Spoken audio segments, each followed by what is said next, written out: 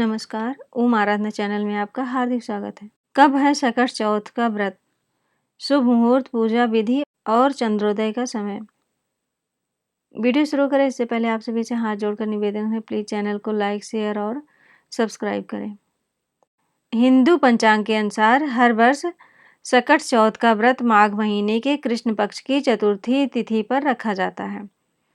इस वर्ष चतुर्थी तिथि 21 जनवरी की सुबह 8:51 से शुरू होकर अगले दिन 22 जनवरी की सुबह 9:14 तक रहेगी। माघ के महीने में सकट चौथ का त्यौहार मनाया जाता है। हिंदू पंचांग के अनुसार माघ महीने के कृष्ण पक्ष की चतुर्थी तिथि पर सकट चौथ का व्रत रखा जाएगा।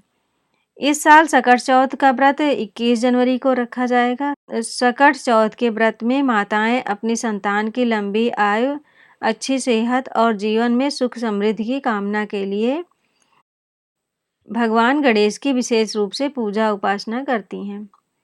धार्मिक मान्यताओं के अनुसार सकट चौथ का व्रत भगवान गणेश के प्रति अपनी आस्था प्रकट करने का त्यौहार होता है।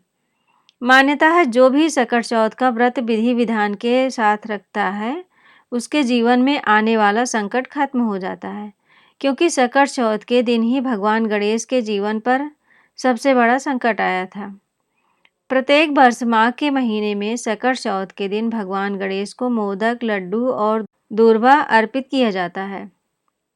इस दिन गणेश स्तुति, गणेश चालीसा और सकट चौथ व्रत कथा का पाठ किया जाता है। तो आइए जानते हैं कब है सकट चौथ की तिथि, पूजा का शुभ मुहूर्त और चंद्रोदय का समय। हिंदू पंचांग के अनुसार हर वर्ष सकट चौथ का व्रत माघ महीने के कृष्ण पक्ष की चतुर्थी तिथि पर रखा जाता है।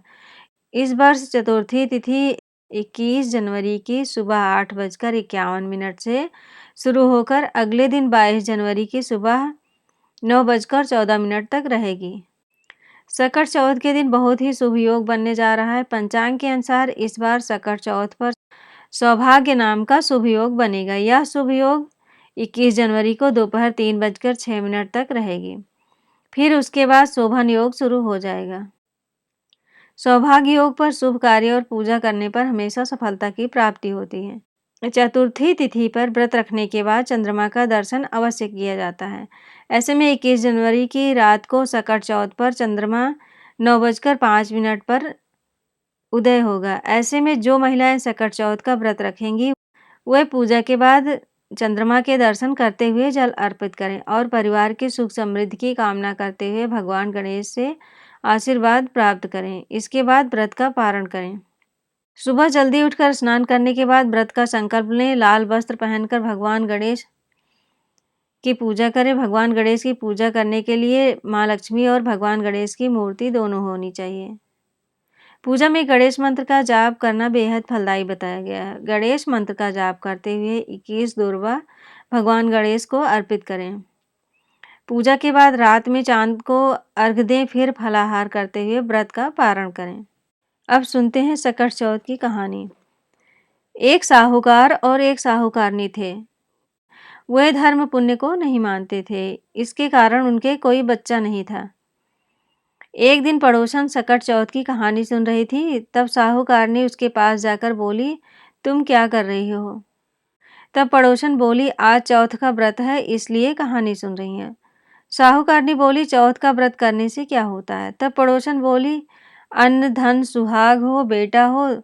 साहूकार की बहू बोली, अगर मेरे गर्भ रह जाए तो 1.25 सेर तिलकुट चढ़ाऊंगी और चौथ का व्रत भी करूंगी। उसके गर्भ रह गया। फिर वह बोली, मेरे लड़का हो जाए तो मैं 2.5 सेर का तिलकुट करूंगी। उसके लड़का भी हो गया। अब वह बोली, हे चौथ माता, मेरे बेटे का विवाह हो जाए तो 5.25 सेर तिलकुट करूंगी। जब बेटे के विवाह का समय आया तो वह बेटी का विवाह करने के लिए गई। चौथ माता ने सोचा कि जब से इसके गर्भ रहा है तब से रोज तिलकुट बोलती है और अब तो बेटे का विवाह भी हो रहा है, तब भी तिल का एक दाना भी नहीं दिया। हम इसके बेटे को फेरों में से उठा लेंगे। जब उसके बेटे ने 3 फेरे लिए तो चौथ माता गरजती हुई आई और उसको उठाकर पीपल पर बिठा दिया।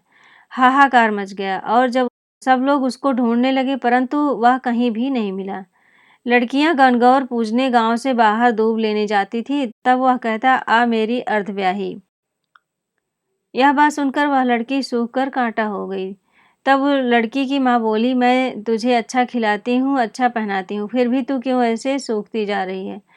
तब वह बोली, जब मैं लड़कियों के साथ दूब लेने जाती हूँ तो एक पीपल में से एक आदमी बोलता है कि आ मेरी अर्धब्याही, और उसने मेहंदी लगा रखी है, सेहरा बांध रखा है। उसकी माँ उठी और देखा कि वह तो उसका जमाई है। तब वह अपने जमाई से बोली, वहाँ क्यों बैठा है? मेरी बेटी तो अर्धब्याही कर दी और अब क्या लेगा? तब वह बोला, मेरी माँ ने चौथ माता का तिलकुट बोला था, उसने नहीं किया और चौथ माता नाराज हो गई और मुझे यहाँ बिठा दिया। लड़की की माँ साहूकारनी के पास गई और बोली, तुमने सकट चौथ का कुछ बोला है क्या? तब साहूकारनी बोली, तिलकुट बोला था। फिर साहूकारनी बोली, अगर मेरा बेटा घर आ जाए तो 2.5 मन का तिलकुट करूंगी। गणेश चौथ राजी हो गई और उसके बेटे को फेरों में लाकर बिठा दिया। बेटे का विवाह हो गया। तब उन लोगों ने 2.5 मन का तिलकुट कर दिया और बोली, हे चौथ माता, तुम्हारे आशीर्वाद से मेरे बेटे बहू घर आए हैं, जिससे मैं हमेशा तिलकुट करके आपका व्रत करूंगी। सारे नगर में ढिंढोरा पिटवा दिया, हर कोई तिलकुट करके चौथ का व्रत करे। हे चौथ माता, जैसा उसके बहू बेटे को मिलवाया वैसे सबको मिलवाना, कहते सुनते सभी का भला करना। जय गणेश जी। अगर आप इस चैनल पर नए हैं तो प्लीज़ लाइक, शेयर और सब्सक्राइब करें, इससे आने वाली वीडियो आपको मिल जाए। और ये कहानी कैसी लगी आप प्लीज़ कमेंट में ज़रूर बताएं। धन्यवाद।